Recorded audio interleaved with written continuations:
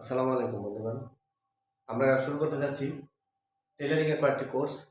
তার মধ্যে প্রথমত আমরা যেটা শুরু করব সেটা হলো একটা জামা তৈরি করতে কতটুকু কাপড় লাগে, আর সেটা ইন্টারন্যাশনাল পদ্ধতিতে, যাতে করে আপনার একটা মানুষের কাপড় কতটুকু লাগবে এটা সঠিকভাবে বলতে বলতে পারেন এবং আপনি কনফিডেন্সলি যেন কাজটা করতে পারেন। চলুন আমরা সেভাবে শিখি। এটা হলো একটা কামিজ। এই কামিজটা লম্বা হলো 42 ইঞ্চি আর চওড়া হলো, আমরা কাপড়টা কিভাবে বের করবো আমরা কিন্তু সেটা শিখতেছি।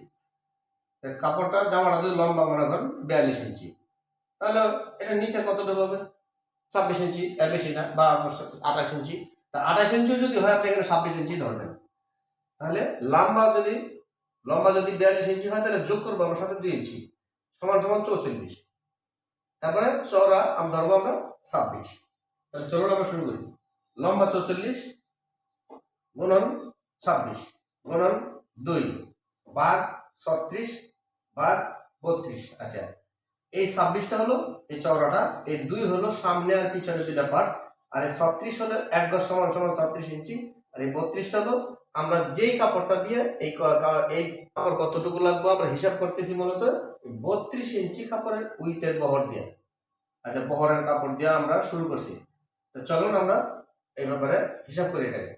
44 গুণন 26, তারপরে গুণন 2 ভাগ 36 ভাগ 32, তারপরে সমান সমান 1.98 এটা আসছে।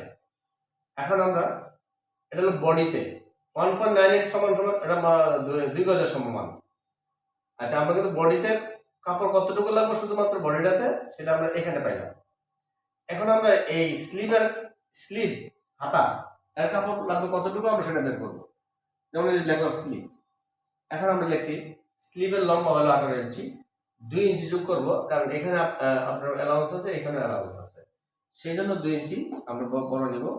2 ইঞ্চি যোগ করলে হয় 20, লিখলাম 20 গুণন 16 হলো কি এখানে আমরা 16 ইঞ্চি নিয়েছি টোটালে। 7 7 14 হলে 2 ইঞ্চি যদি অ্যালাউন্স হয় তাহলে কত হয়? 16 ইঞ্চি। আমরা সেই 16 ইঞ্চি নিলাম গুণন 2, মানে স্লিভ হলো দুইটা, একটা দুইটা, এই দুইটা স্লিভ আমরা 2 বসাইলাম গুণন 36 ভাগ 36 ভাগ হলো 32 সমান সমান 0.55। তাহলে আমরা হাতার কাপড়টাও পেয়ে গেলাম। এটা হলো হাতার কাপড়, এটা হলো বডির কাপড়। এই দুটাকে আমরা একসঙ্গে যোগ করব, করলে কি হবে?